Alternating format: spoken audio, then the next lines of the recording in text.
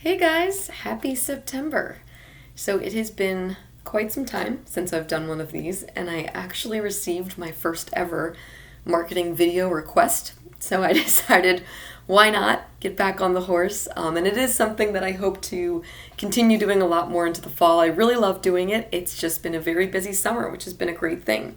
But I have gathered you here today to talk about goal setting to goal getting. I am a very passionate person about goals, and I've had some really interesting conversations recently that led me to basically make this video. Some people you talk to are very much goal oriented people, and they have their goals and they've written them down, and everything that they do is focused on this goal.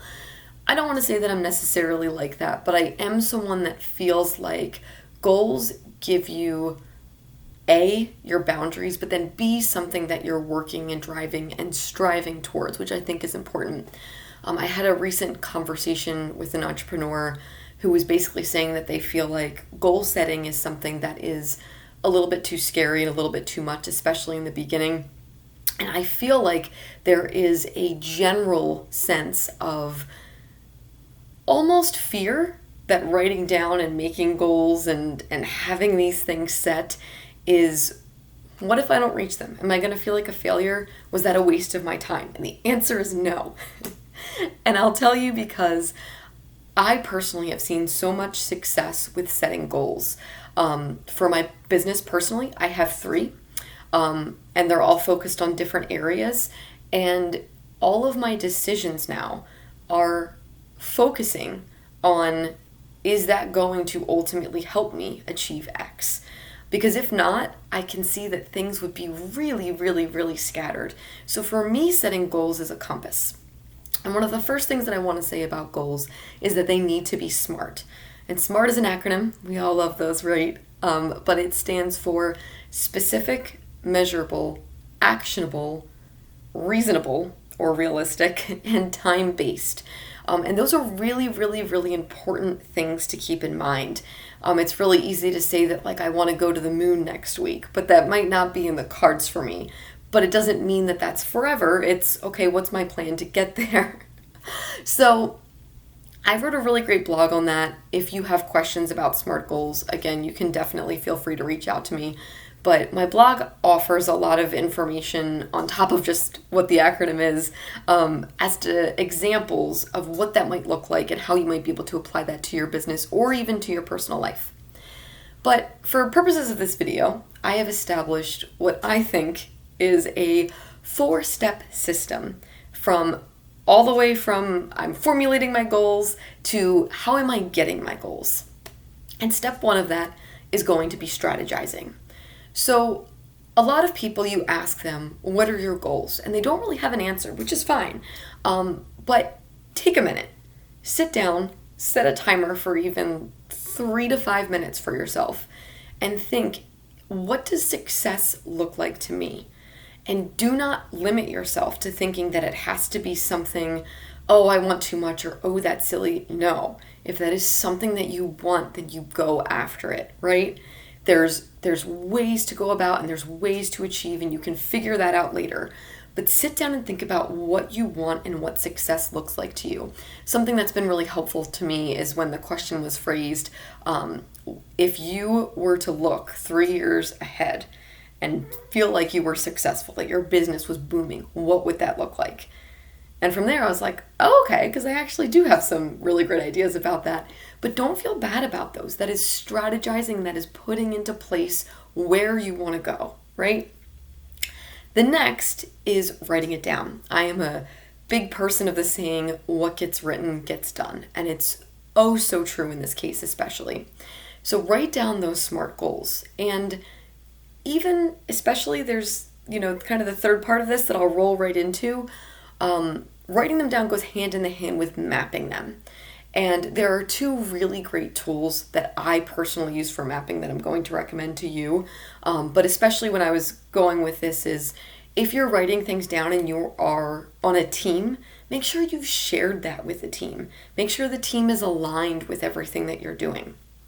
And then as you get into mapping, which is the action part of this, think of it this way. It is a little bit a day. It is chipping away one day at a time, hoping that at the end of the 365 or at the end of the 3 years or 5 years, etc., that you're going to get to that end point, right? So don't feel the enormous pressure on your shoulders all of a sudden of, I've set this goal and now everything has to, be X, Y, and Z and to get there. No, it's something that is going to ultimately have its fair share of ups and downs, successes and failures along the way, and that's okay. But the two resources I want to talk about for mapping are Passion Planner, which is a resource that was recommended to me by a really great lifestyle coach based here in Charleston named Morgan Rhodes. And I absolutely love it. Basically, what it does is it has you map out your goals into 4 separate categories. Goals for the next 3 months, goals for the next year, goals for the next 3 years, and goals for your lifetime. It then takes you through this entire process of basically prioritizing, figuring out what means most, and how you apply that to your everyday to start getting there and to start achieving the things that you want. It's been super powerful for me already, and I highly recommend it. If not in business, then even in life. It is great. And the next is Trello. And at first I was very resistant to Trello when I was forced to use it, but especially from a team perspective, it is great. You can map milestones, you can communicate easily, you can incorporate all of these documents into individual cards and boards.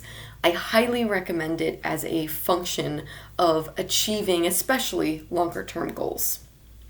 And then number 4, and the very last part of my process, is measurement. So at the end of the day, how do you know if you've gotten to your goals, right? For me, I measure my goals monthly, and I try to benchmark them to see how above or below I am where I want it to be. And I'll be completely honest with you, I haven't reached even one of my goals yet. And I've been in business for over 2 years.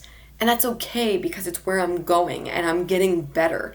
And I see the barometer on all of those rising, but it doesn't mean that I'm done yet. And when I am done, I'm just going to go ahead and make new goals anyway. But basically, I make this to say that I've felt so much energy of people feeling like they had to be ashamed or embarrassed about the things that they want, and people feeling like it was too stressful and that it was one of these things that was just going to make them feel bad. And what I want to say, and the point of this video, is that goal setting and goal getting is as simple as you can make it, right? All that I'm saying about mapping and strategizing and writing, it might not work for you. But if you are a person that is goal oriented, if you are a person that feels very strongly about your purpose or where you want to go, and you're trying to figure out a way to get there, I highly, highly, highly recommend at least trying out my method. You can time it and make it an exercise for no more than 10 minutes. But ultimately, I feel very strongly about this, and I am a person who loves seeing people achieve their goals. If you are an entrepreneur or small business owner that is interested in talking more about goal setting for your organization, I do offer free 30-minute brand consultations, and I would love to talk to you more about this subject. You can contact me at sunny@sunnydoublet.com. So thanks, guys, for listening, and wishing everyone a very happy fall and football season. Go Eagles.